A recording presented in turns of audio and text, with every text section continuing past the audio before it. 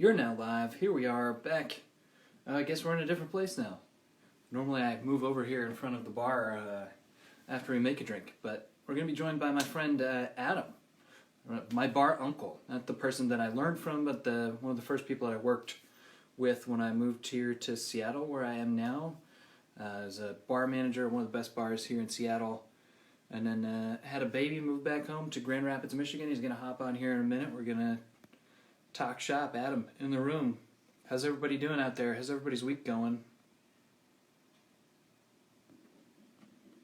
And also, as we like to ask, where are you and what are you drinking? Hello, hello.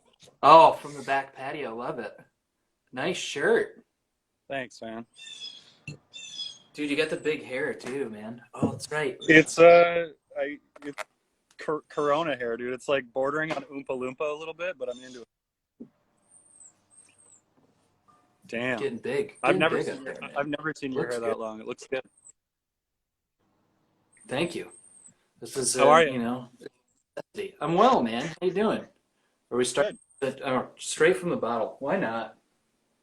I have a 3-year-old, so you really gotta do. I know. I was thinking about this, man. So I've been doing these chats for since quarantine started, a month plus, 5 weeks, 10, 12 chats. No, you're lagging. You're outside. Your internet tubes aren't strong enough out there. I turned the internet off, so we should be good. You're the first dad that I've had on here. The first actual human dad, so you get a different perspective that we haven't had yet. Right. I love it. So you want to start off by telling people a little bit just about who you are and where you are and what's going on? What's your professional spirits background? Yeah, for sure. So I'm Adam. I am currently in Grand Rapids, Michigan, which a lot of people don't know. It's the second biggest city besides Detroit. Everybody knows Detroit, obviously. But we're kind of directly in between Detroit and Chicago, just kind of like Seattle is to Portland and Vancouver. We're kind of right in the middle on the west side. And I have been working in bars and restaurants for 20 years now, 22 years. And I started waiting tables in high school and bartending in college, and kind of always with the dream of doing something beyond the service industry. And then I moved out to Seattle after college and quickly realized that it's a great career and it's lucrative and almost celebritized to an extent if you work at the right places, I guess. Yeah, you were 20 years ago. That's when it was all started. You were just like, I don't know, I'm going to wait tables and whatever else. And it was like, boom, you can be a rock star and do this. Yeah, and I moved to Seattle in 2009 or 8 or 10, I think 9. And yeah, I mean the cocktail scene was definitely there, and I got a job at a place called Sazerac, which I think is something different. It was in the Hotel Monaco downtown. Oh. Yeah, and now it's called something different, but Sazerac was like a spot in the early 2000s, and got a job there, and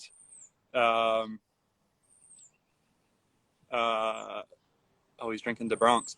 And again, kind of quickly realized, yeah, I'm not going to go for what my degree is. I'm just going to work in restaurants and bars because this is great. And, back in Michigan, people are kind of always like, what are you doing next? Like when I was in college and I was, my wife and I went to the same college, and she was getting her master's and I was kind of still working in a restaurant. People are like, what are you doing next? And, it's, when I got out to Seattle, it was like, wow, this is like, people think this is cool and this is great and you can make a lot of money and develop a career. So after Sazerac, I begged Jason Stratton, who's a pretty well-known chef out there, for the last available bartender job at a place called Artusi,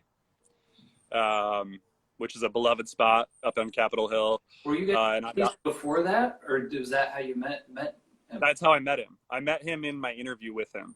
But I wrote this really intense email that was like, you're making a mistake if you don't hire me. Like, you'll never have anybody work for you that's like me, blah, blah, blah, blah, blah. It was very like poetic and off the cuff. And I think he appreciated that because, Jason, he's a interesting guy, and I think a letter like that kind of stuck out to him. That's Um, that's some swag, man. yeah, You start watching The Last Dance yet? yeah. I'm on episode 3 though, so I'm not in any place to talk about it. But that's like MJ swag, man. It's like Yeah. this is I it. mean, I knew, like, without sounding like a total dick, I mean, I knew I was good. Like, I knew my service was impeccable. I knew I was a hard worker. I was like fairly confident in what I could bring to the table, even though my craft cocktail game wasn't as good as it developed into, I guess. Um, and so, yeah, I was the last person hired at Artusi, and within a year, I was bar manager, and then within another year, I was general manager of Spinace and Artusi. So I was, running the wine list at Spinace, which is really nice, one of the best restaurants in town, and managing both beverage programs. Became a certified sommelier, which I think is like an interesting take for a bartender. But I didn't want to really pigeonhole myself into one category. I think too many industry folk are either like, I do wine or I do spirits. And my whole thing was like, I just want to work with the best people that I can and be a chameleon. So I worked with Spinaci and Artusi for 4.5 years. And then I kind of did the same thing to Stateside about 2 months after it opened. I just wrote I got an email for Seth, as we both know. We both worked for him. Great guy, one of the best. And I just said, hey, Seth, like, this is my background. I ate there at your soft opening. I was blown away. I want to be a part of something special. Like, can I come on board? And he was like, I don't have a position, but I want to make a position for a person like you, which was like flattering and amazing. And Right. go ahead.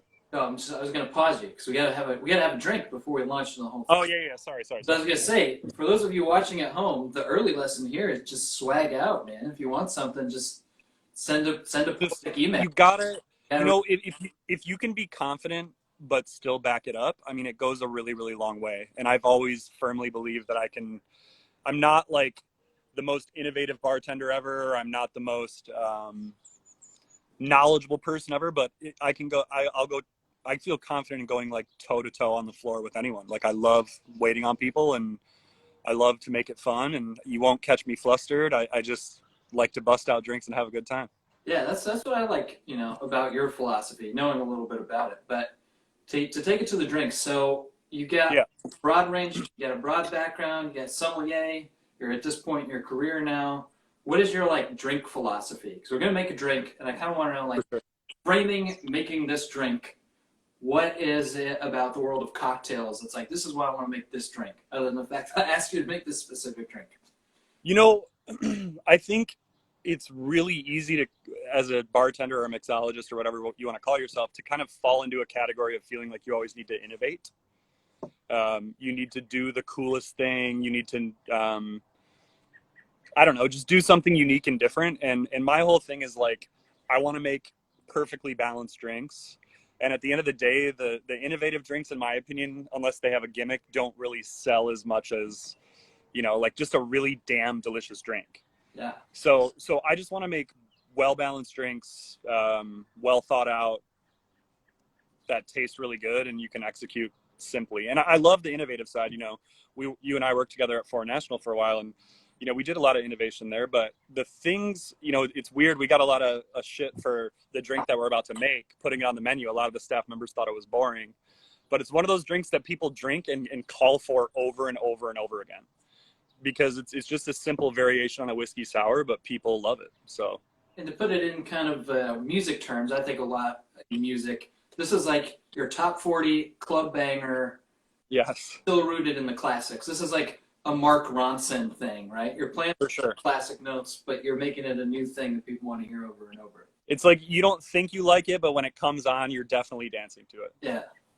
Yeah. So let's do it. So this is a drink. Actually, that was a Artusi drink, which we talked about, and Artusi was kind of focused in Amari, so there's a lot of herbal stuff.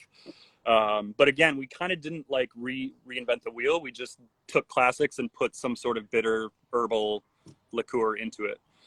So this is called Pull Up to the Bumper. It also made its way onto the Foreign National menu, but it is 1.5 ounces of Noble Oak Double Oak bourbon whiskey finished with cherry oak staves. Bourbon, love it. Yeah. You want So ounce and a half of that. dude? That's just a Um, banger of a cocktail name too, though. Give us that. Give us that. Those goods. yeah, so I mean, going back to working with Jason Stratton,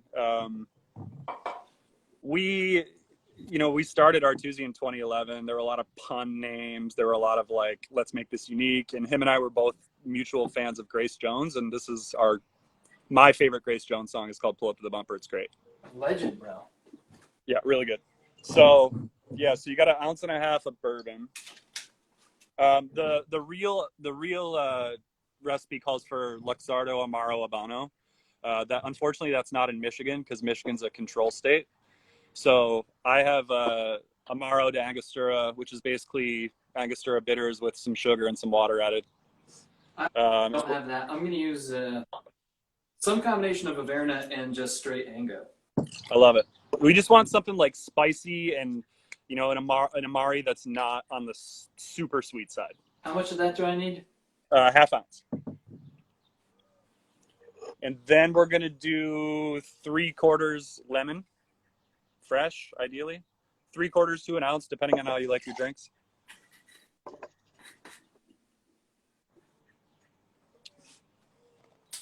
And what else do I got? I got a whole Nalgene full of honey syrup. You bashed out a whole thing? I just have it because my daughter loves lemonade, and I'd rather make lemonade than buy it. Nice. So we always have simple syrup in the fridge. And so another half ounce of honey syrup. And then that's pretty much all she wrote. Shake it with some ice. Usually I'd shake it over fresh cubes, but it's quarantine, man. No one's got time for fresh cubes. Like, I'm just gonna dirty shake it and dump it, and that's that.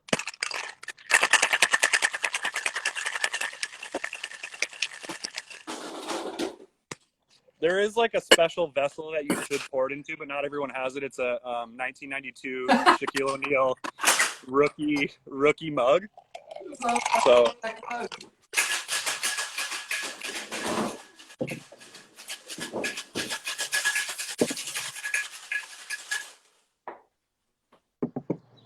I had to go get my glassware. I'm using freshly chilled Rumba Rocks glass. oh, beautiful. But Hi, Brand. I'm gonna throw some cubes in there and be a little bougie. Yeah, I mean, I was doing it outside. I didn't want to have to walk back and forth, so I kind of just. I mean, you can't really keep it. This is like some ironic Brooklyn hipster bar that you would like get your drink in this. And I'm gonna do the club strain. Oh, you pour it all over the floor. I mean, it's just a damn tasty drink, man. I mean, it's a whiskey sour, with like a layered note of herbal bitterness, and Amaro Habano has that like really peppery, really spicy thing that I think pairs well with the bourbon whiskey finished with sherry oak staves, such as Noble Oak. Cheers. Cheers. But yeah, tasty drink, but it's just a whiskey sour with a little nuance. It tastes good. I'm happy to be drinking it. Yeah, me too. All right, I'm gonna move my bar cart out of the way. So, give me 30 seconds of filler chat. For sure. I mean, I'll continue on with the rest of my life story if you're down with that. Tell us about your life. Yeah. So again, I kind of begged Stateside, not begged, but I just wrote the owner of Stateside, and I said, I want to be a part of something special, and I think you guys are special. And I came on board as kind of like a server, bartender, whatever role. And then, quickly became a manager. Stateside's hyper successful restaurant in Seattle. It's freaking packed to this day, 4 or 5 years later. And they talked about opening a bar in the garage next door. And, that bar ended up being Foreign National. And they were a little bit hesitant to kind of pull me in that direction because I think I had such a big role at Stateside. But I kind of assured them that I can open this bar. I can get a good staff. Like, we can make this the best bar in Seattle. And obviously the decor is amazing. I mean, Foreign National is like such a dear piece of my heart. And so I ended up becoming the bar manager or beverage person, or I mean, I've never really like had a role. I just am like, I was always just number two to Seth, and Seth is the owner. And it was kind of like fill this hole. And one night it's serving, one night it's bartending, one night it's manager on duty. You know what I mean? Like, it's just, it is what it is. So Do you want to give us some of the behind the scenes of that, or just what, because it is a place that has a very unique aesthetic in the landscape of modern American cocktail bars or whatever, that has, right. like, it's got a vision. You know that when you For go sure. there, you're like, people thought about this, the way that it looked. 100, like, thought about every single minute detail you could possibly imagine. I mean, so Foreign National, including the area like where the garbage is and like the storage area and the bathroom, it's like 700 square feet. What's up, Zach? So, you know, 700 square feet is small. That's, you know, we could seat 25 people. I mean, we used to say we could seat 28 people, but I mean, you've worked shifts there. I mean, no, there was never 28 people in there. And if they were like standing outside waiting to get in. Yeah. It's a small place, really nuanced decor. So his whole thing was they wanted to make a bar that was similar to like going to a Tokyo high rise. Apparently in Japan, there's all these little tiny pocket bars. And you go up however many stories into a high rise and you like open this door and you have no idea what it is. And it's like this tiny ass little bar. But I mean, they had 1970s wallpaper. It was a huge disco ball, a bright pink bathroom. Like everything was just, Callie, who designed it, is a genius. I mean, Stateside is gorgeous, and she made kind of a perfect little pocket bar for Stateside. It's got a big arch, mirrored back bar, wall-to-wall bottles behind there. Yep. A lot of little objects, knickknacks, the golden swans. The golden swan water fixture in the bathroom. Water spouts. Yeah. Gold everything. I mean, even like I was thinking about this the other day, like even the font of the menu was like this really bad Times New Roman that's very like old Asia. I mean, it was just every single detail was thought out, and I think no expense was spared. And then, you know, the cocktail philosophy was not too dissimilar from mine in that let's make really good drinks with a culinary with a boost from the culinary aspect. And, you know, Chef Eric, he gave us some ingredients that were wild that I would have never thought of myself. And even before it was open, he would bring me something, like he brought us acidified orange juice. And he's like, what would you make with this? And it's orange juice that the pH is adjusted to be lime. And then we added bergamot oil and neroli oil, which is orange blossom, and all this stuff. And he's like, and he made it. And he was like, what would you do with this? And I made one drink right away, like something immediately popped in my mind. It was Pisco, Amaro Montenegro, two really floral things, a little bit of honey and the sour orange juice. And all of a sudden it was like, this is the shit. Like, this is our cocktail. And that became the Foreign National cocktail, which is still on the menu to this day. So yeah, we've got Bryn jumping in, who wants to know what the prep was like at FN. So this is going to quickly turn into just a roundtable of behind the scenes at Foreign National. I mean, but the prep was intense. I mean, it really was. Like Chef Eric was pretty much like, everything has to be fresh all the time. And, you know, can you adhere to that every single day? No, but we were, from all the places I've worked or places that I've been a part of or known people, like everything was fresh, like very fresh. You know, we would get there, a couple bartenders would get there between 2 and 3 p.m. And I had usually already been there accomplishing some of the other prep stuff. And then it would be like haul ass for 2 hours to like barely get the counters wiped down before we turned on Atomic Bomb and opened the doors, you know? Yeah, William von Yaber was a staple too. The sound cannot be slept on. But this is something that's come up in a couple of conversations. It's like people are really interested to know, like, what informs cocktails, how do you make recipes and name them, and all sorts of things like that. So particularly that, I mean, like, it sounds like you're saying you were opening this place and you were tasked with, like, all right, what does a old fashioned look like? What does a Manhattan look like? What does a whiskey sour look like if we tweak the one thing, if we add this element of fresh ingredients, of culinary things? Totally. Yeah. And I mean, that's where I was super happy to have Eli as my right-hand man, because I mean, Eli, who's now the bar manager, is I mean, he's a classic cocktail god. Like, he knows every classic cocktail way more than I knew. So during the process of kind of developing the initial menu, I mean, he had so many ideas of like, I love this cocktail, let's do a riff on that. I love this, let's do a riff on that. And then, you know, I said, we have access to this, we should use it was more like, I mean, it's hard to explain, but it was a lot of it is just like, you just make 1,000 drinks and 10 make the menu. You know what I mean? Was it like in Alchemy? Was it a back and forth process between kind of the bar and the kitchen? I mean, I know a little bit about this because I was there for some of it, but just to kind of like stand in for the audience, like, I think that those are the questions. Like, if I'm at home, I feel like a process might be the kitchen comes to you and they say, we've got, I don't know, spring garlic, fermented garlic, or, you know, this is the season for, I don't know, this type of berry is going to come into season next week. Right. What can you do with it? And it was like things like that, right? And it's kind of like if you're at... I mean, it was, and that was like a point of contention because it would be like, hey, we got 30 pounds of fresh yuzu, make a drink. And I'm like, well, fuck, I got to like open this bar. Like, we're busy. Like, it's the developmental process, I think, has evolved over time to a place that I think is more manageable now. I think they've figured it out and dialed it in. I mean, at the time too, you know, Foreign National opened in July of 16 and my daughter was born in August of 16. So my wife was 8 months pregnant. It was probably too big of an undertaking for me I have Link who's in the room here somewhere. Is she waving? No, she was in the chat. I don't know if she's watching out of that house or something. So. She's probably like looking at me right now. I mean, it was a really intense thing, but yeah, I mean, it was, the chefs would bring us something, or Chef Eric would bring us. I was getting a spam call from Kent, Washington. Oh. Yeah. Yeah. I mean, it was, here's this ingredient, or here's, you know, and then in the beginning we made this whole menu and we're like, wow, we don't really have like a fruity vodka cocktail.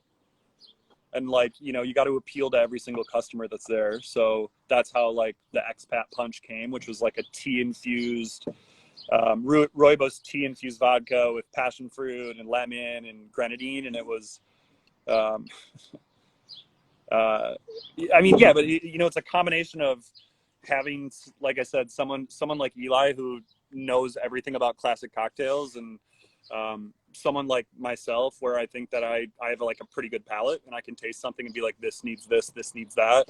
And then something like Chef jumping in and being like, we have this wacky ingredient, and then kind of this amalgamation of all of it. Hi. Oh, Eli just came in. Hi, Eli. Hi, Eli. We were talking about you before. All nice things. Hopefully. I want to jump in because I came on about 34 months after you guys had opened. Yep. Just moved to Seattle.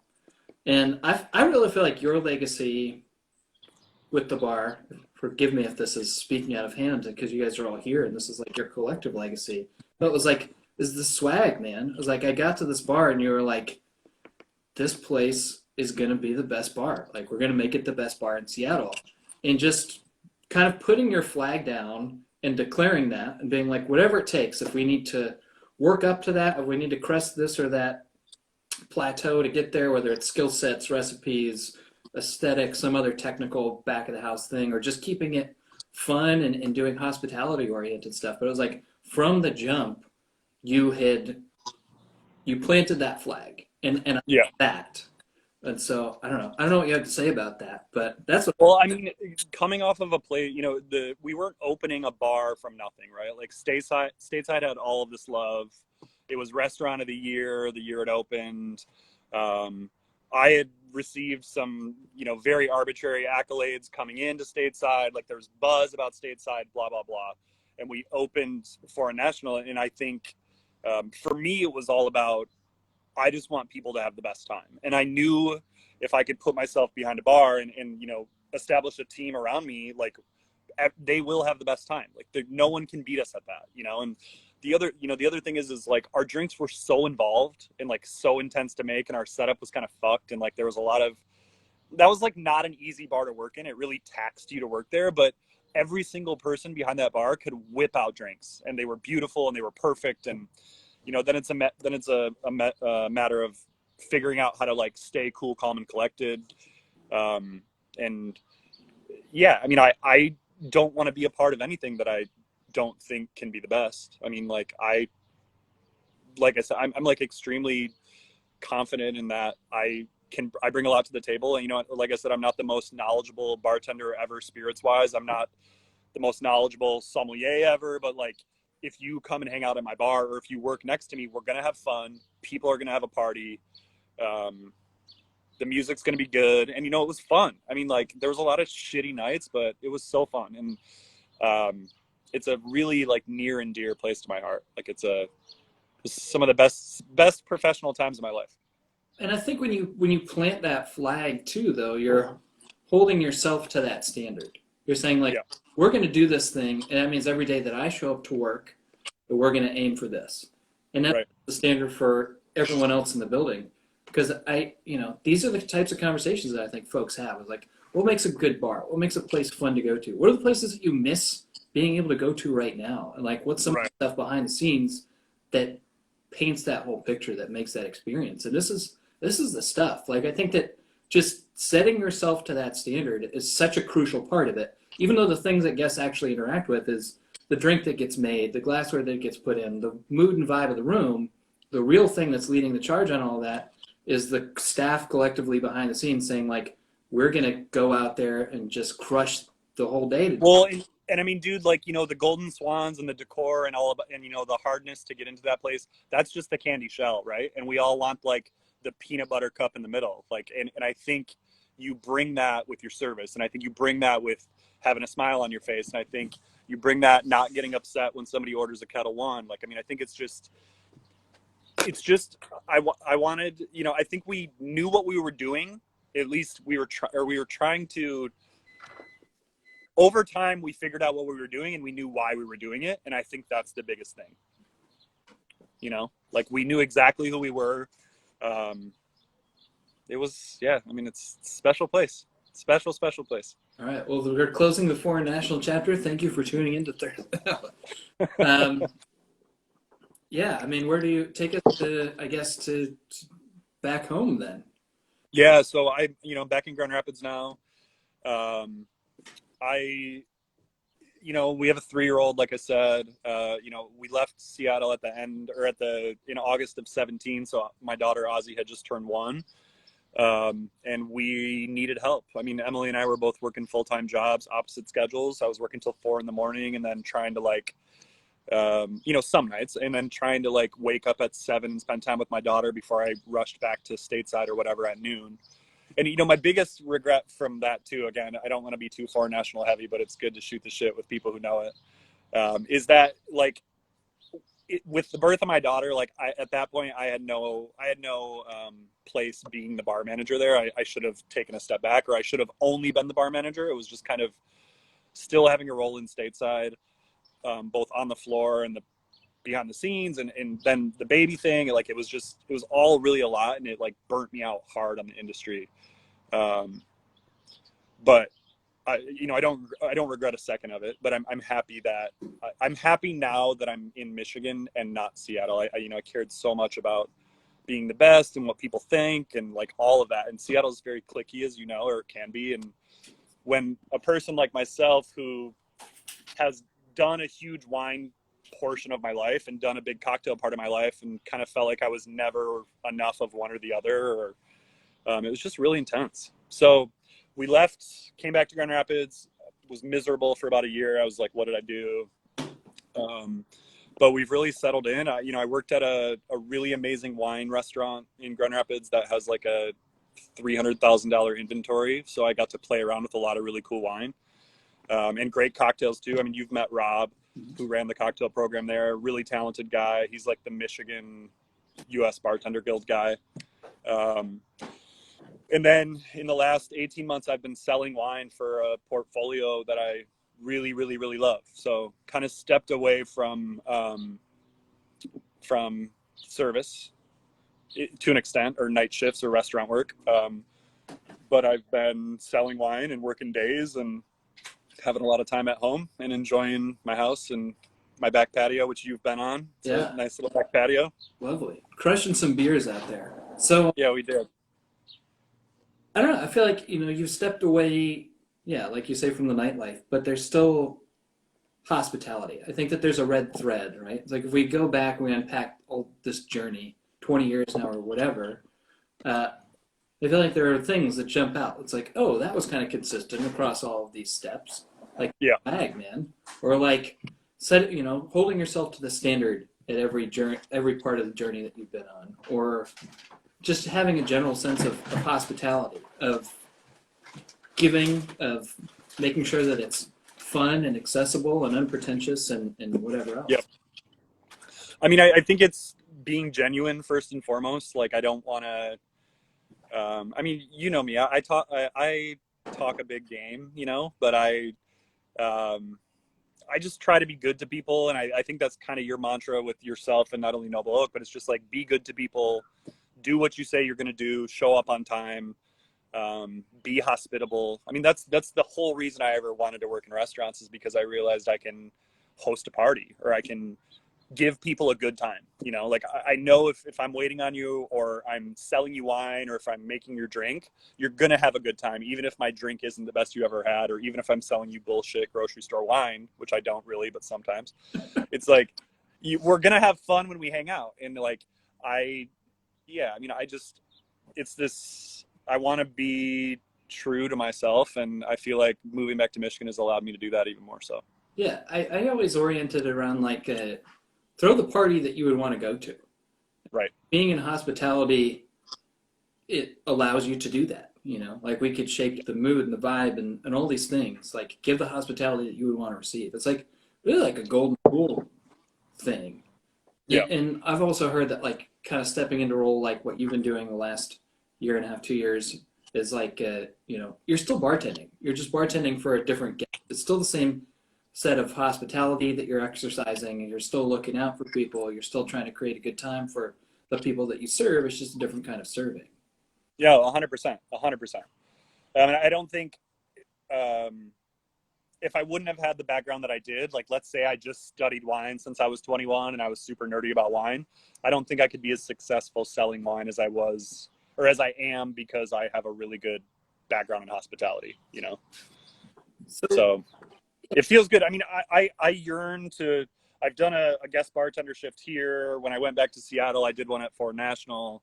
Like, I mean, I miss working in a bar a lot. I don't necessarily miss the hours, or like doing a lot of shots behind the bar, but I miss it. I miss restaurants, and I think I'd like to open something myself one day here. And this is a really budding city for that. But now with everything that's going on, it's kind of like I'm happy that I didn't take that step sooner. yeah, well, we'll take us to that moment too, because you have such a different perspective on this, and Michigan's been Yeah. in the headlines a lot. Again now this past week because of the flooding. I don't know if you have any perspective on that. I know that you're still probably many miles away from it because it's in Yeah. Michigan, but it's just like Michigan's getting hit, man. And these cities that are taking multiple blows in the middle of a pandemic are like that they can near and dear to a lot of our hearts and minds. Just like, man, the thing that I'm going through is really tough. But rather than thinking like, man, my day is really tough, you look at somebody like, oh, and I really wouldn't want to get hit by a hurricane or a tornado or whatever else. And so like Right. the Michigan's, taking some blows. So I mean, Detroit. When hasn't Detroit taken blows, right? I mean, like that's a city that's been hit and shit on for as long as you could possibly imagine. And they got hit super hard with Corona. I mean, it like devastated the whole east side of the state, and it really um, didn't make it out of that pocket for a couple months. Like the county that I'm in, even though we're the second biggest city, and the greater area of Grand Rapids is about 1 million people, so it's not super small. We're still at like maybe 5,000 cases. Like it's still not, and you can talk about testing or whatever you will, but I think we're at 50 deaths in my county, where Detroit just got ravaged. I mean, got absolutely destroyed. And the city, Michigan's a lot like Washington, in that the big cities are pretty liberal and the rest of it's pretty not. So people hate our Democratic female governor, and everybody thinks she's making the wrong decisions and getting freedoms taken away and all of that. And but I think regardless of political party, the general person who has a head on their shoulders has been quarantining really well, has been staying home. Yeah, it's been wild. I mean, we've even with my job, you know, I have 100 accounts that I have to see, and I've been I go out 1 hour a week about. Yeah, so You that's know, what I was gonna say. It's like what does that look like for you? So you guys have been, what are we into this thing? 2 months now? I think well, so we were later than Washington, so we really started quarantining. I want to say like, Six, God, what was six, that? 8 weeks. Like beginning late March. What, is it March? It's March now. It's May now. It's May now. That's how months work. Yeah. Yeah, it's Thursday. Yeah, It's May it is something. Thursday. Yeah. Uh, So we, you know, we've been, I think I want to say my area of Michigan's been quarantining for like 6 or 7 weeks. 6 or 7 weeks, and Yeah. but you're Restaurants are shut down. Yeah, just like everything's shut down. and what? So So you're again. I alluded to this at the beginning a little bit. You're the first parent that I've spoken to in the series. Oh no, I talked to a guy from upstate New York. Tim had kids, but not like a 3-year-old who's there running your whole life. So what's that scene? yeah, I mean it's great. I mean it's mostly great. It's really, it's really amazing. It's really amazing when it's amazing, and it's really super hard when it's hard. And part of the reason we moved back to Michigan is because we have sets of grandparents to help us out. And you know, she hadn't seen any up until this week, even with masks and all that. She hadn't even seen any of them for over a month. You know, like we were all staying home. We weren't even like standing 10 feet apart and saying hi because we thought it was too hard for her. But it's good. I mean, she's really cool, funny little girl, and I make her try every single wine that I open, and she just calls every single one of them Beaujolais, which is great. So it's cool. I mean, fatherhood is it's a unique outfit to put on, but I'm getting the hang of it more and more, and it's great. Yeah, Yeah. it's like probably a year away from outsmarting you in every facet. She's there. She's already there. I mean, this is like super cliche, but she's very advanced. Yeah, and that's great. It's a great way to stay humble when your 3-year-old beating you at board games and stuff. Yeah. But no, it's good. It's you know, it's the one thing that I think drew me out of restaurants mostly. I think if I wouldn't have had a kid, even if we would have moved back here, which could have been a thing because of aging parents, etc. I don't think I would have left restaurants other than wanting more time with her. Yeah, getting away from the You know, life. the silver lining of coronavirus has been like I've got to spend so much time with her, man, and it's been, you just take in every second, because someday we're going to go back to normal, and maybe it's a new normal, but it's super fun. Like, I love Moana. I've watched it like 50 times. Like, Yeah, man. So yeah. Lin-Manuel Miranda and The Rock and everything. It's a great movie. It's a great Moana's movie. got it going on for sure. Yeah. I don't know, man. Take us somewhere.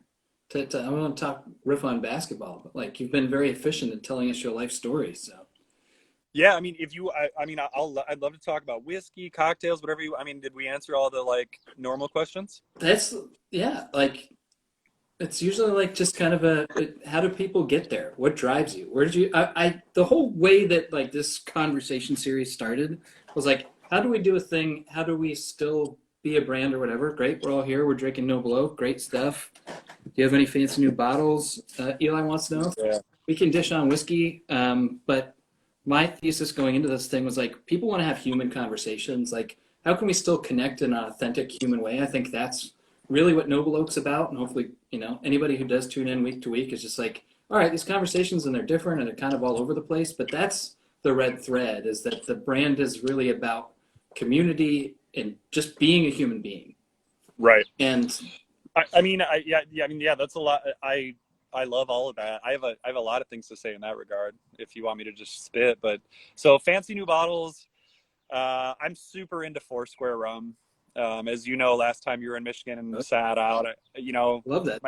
my neighbor's probably behind us, but he came over and drank some with us. Patrick, he's amazing.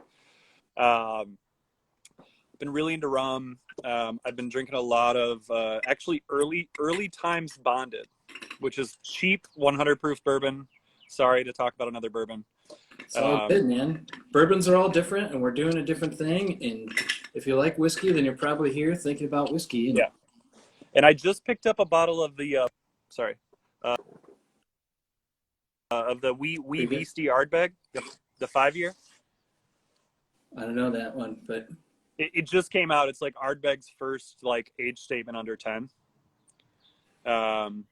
which is pretty good. But it's like $40, so I was super stoked. But no, I haven't been buying a ton of whiskey. I work so much with wine that I buy a lot of wine and drink a lot of wine, and it's a lot more friendly to my wallet and my brain, and But one thing that you asked about was like what drives you, and I think that's a really important question. And one thing we didn't talk about a lot was like mentorship. yeah. And I was thinking a lot about this because you kind of like, I'm gonna have another little pull of Noble Oak double oaked sherry state. We got a bit of coffee left here. I put too big of cubes in it. The one thing I think that like has driven me quite a bit is I thought long and hard about like who's my mentor, and I think Jason Stratton is like a whiz at what he does because he's one of the only chefs I've worked for who like cares as much about the front of the house as the back. So I think I went in there as like a hunk of coal, like a really promising hunk of coal into Artusi and Spinaci, and I think he like polished me into like a cubic zirconia, like a fake diamond. Yeah.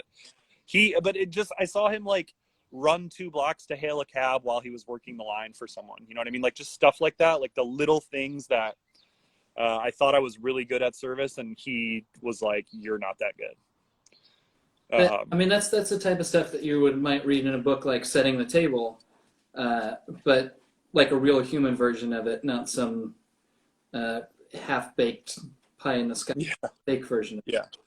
But and the other people I think that inspired me, and I mean, I think I've, speaking to people that I think maybe are on the call, including you, like, I mean, I've sent you a message where I'm like, there's something about you that you're just yourself and you're unapologetic, and I think that's special, and I think you are good to people, and I think you're not necessarily like super worried about what people think, or maybe you are, but you hide it. And I learned like so much about whiskey and cocktails from Eli, and I learned so much from I think you grab little pieces of every person you work with, right?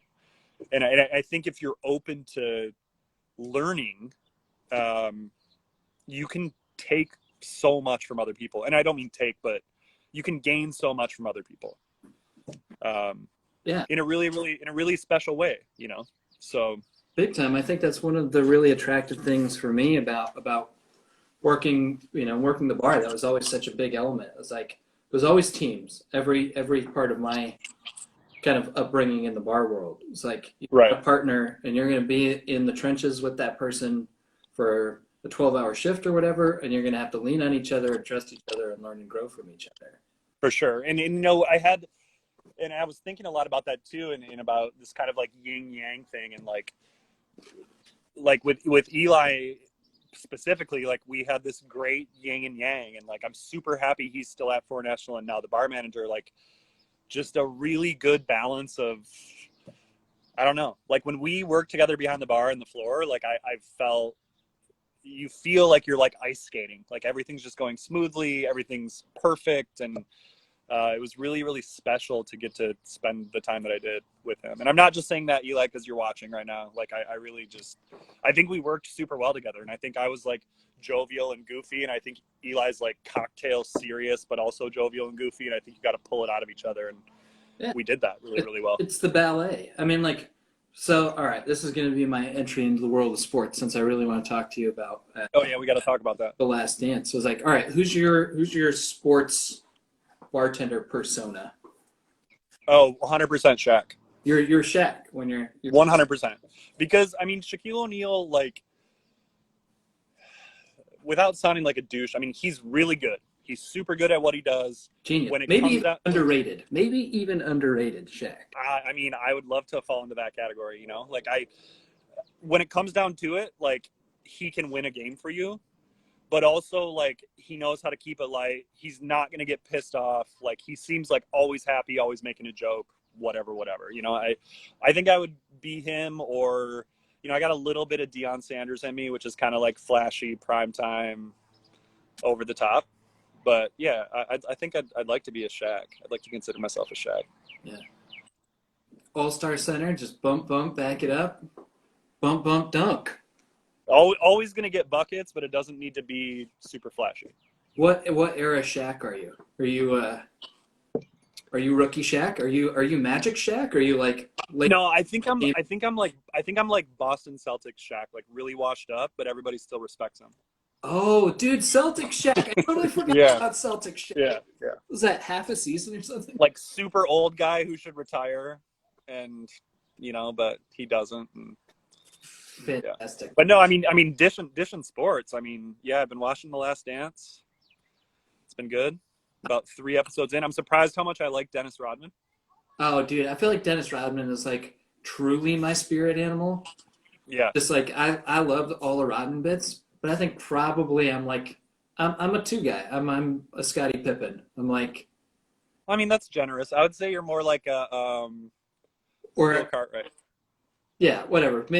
Somebody lower on the food chain than Pippen, because he was such a superstar as the number 2 guy, but more of like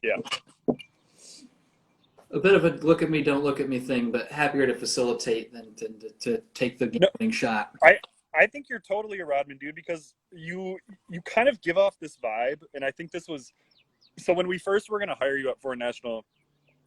Full disclosure, like Sturdivant was like, no, like we can't hire this guy, and I know you guys butted heads for a while, and Sturdivant's super intense, obviously, because you kind of give off this vibe of like not necessarily caring, and then I think when you peel away the layers of the onion, you care a ton.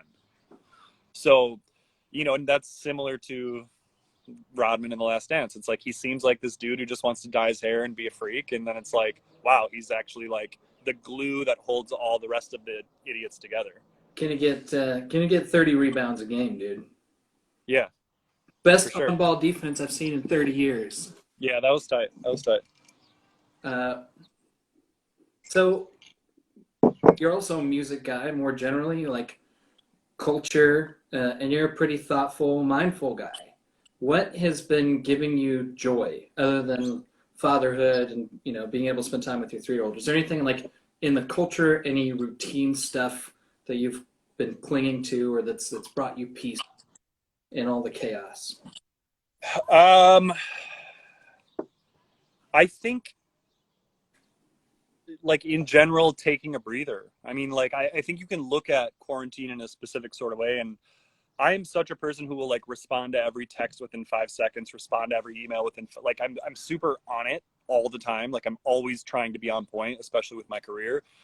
I've been getting a lot of joy from like stepping back. I've spent a little more time trying to exercise. I've spent a little more time with my daughter, like I said. I've been listening to a ton of music that I've like had on this queue that I've never actually listened to. Reading more. I mean, just kind of.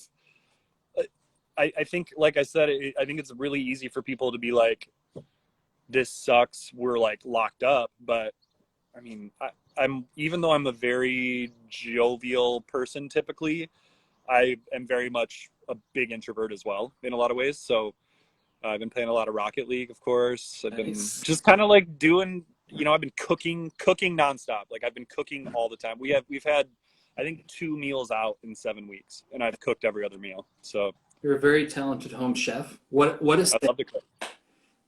Sorry? What a save. What a save.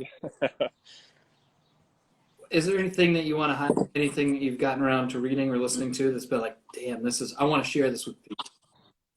I'm super into the new Perfume Genius album. Oh yeah, that one's good. And he's a local Seattleite. Yeah. He's a very beloved queer indie artist that gets a lot of love from all the people. And I mean, his newest album, and he actually used to live kitty corner from Artusi and used to like come in there Oh yeah. before it was cool, but he was like used to be in there. And I mean, his newest album I've been listening to a ton. I love it so much. And I've been listening to a lot of classical because I'm trying to get my daughter off of Disney shit.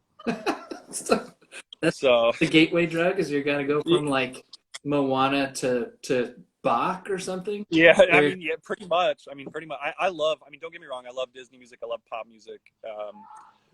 But yeah, I mean, I think, oh, they're coming out right now to, I think, say hi. oh, like, Yeah, we've been listening.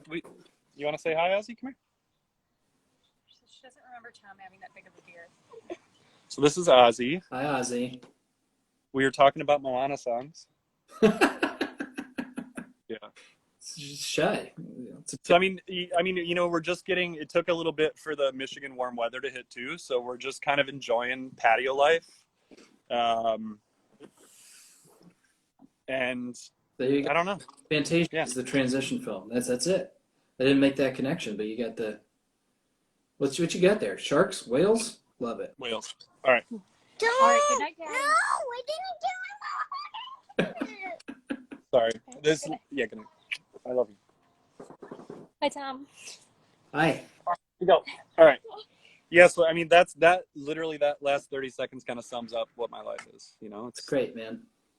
But I'm happy out here now. Like I took me a long time. You know, I visited Seattle twice since I went back. The first time, I just got super drunk and lamented my life and was like, what did I do? And you know, the second time I went back, I still got pretty drunk, but I didn't get crazy. And I really was like, I loved what was, and I'm happy that it's not anymore. You know, as much as I'd still love to be a part of the stateside forward national team or even the Spinace Artusi team or, you know, anything like that.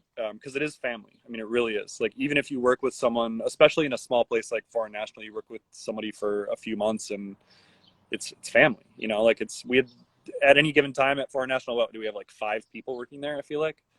So you get super tight, you know, and there's not a lot of room for error. And I think people really held each other accountable there. And I miss the kind of tight knit thing because it's, you know, moving back to a smaller town at 30, well, I mean, I was 34 when I moved, but being 37, like there's not a sense of community as much as there was in Seattle, right? Because the industry is so tight.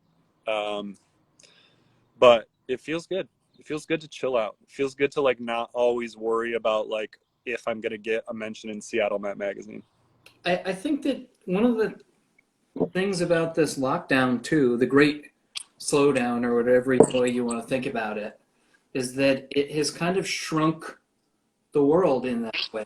Like it forced us onto Zoom and Instagram Live and all these FaceTime platforms in a way that's like, oh, you can reach out to, you know, your old friend in Grand Rapids or somebody, you know, my old bar family in New York or wherever else. So it's like maybe you would talk to these people once a month and now you're checking in once a week or something like that. It's Totally. It's changed. It shrunk the world because we have to be apart in a weird way. It's brought us socially actually closer together, even though we're social distancing. Really, we're physically distancing. I mean, you don't really miss anything until it's like taken away from you. Yeah. You know, sorry. Once somebody says you can't do this, then you're like, oh shit, I need to do this. Like, we got to do this right now. And I think that's kind of how it's been with a few people and texting and, you know, Zooming and all of that. And, but yeah, I'm interested to see what it's going to be like going forward, you know? Like my wife and I had plans she turned 35 at the end of April. So we had plans to go to Mexico City. That's not happening. We had 2 Seattle trips planned for this year. I'm kind of like, is this going to happen? But probably not. So yeah, I don't know, man. It's a crazy time. Crazy time. I've already attended one wedding on Zoom, so. Really? Yeah, at least for the purgatory world until we see what happens in the next chapter, you know. Right. How'd it go? Was it fun? Did you catch the bouquet? They kept it tight. I didn't catch the bouquet, but it was nice. It was you know, everybody showed up. It was a cool thing to see, and like they did their thing. It was very authentic. That's great. That's great. You know, it's about figuring out how to adapt to what's going to happen next. Yeah, in a way, kind of dispose with all the pretenses. We're all just doing this thing. It's a thing that we're all doing together, and we're all figuring it out. Learning something new every day. You want to take us out? Yeah. How do I? I don't know, man. Whatever you want. Shut it down. Plug something. Tell us something. I don't really have anything to plug.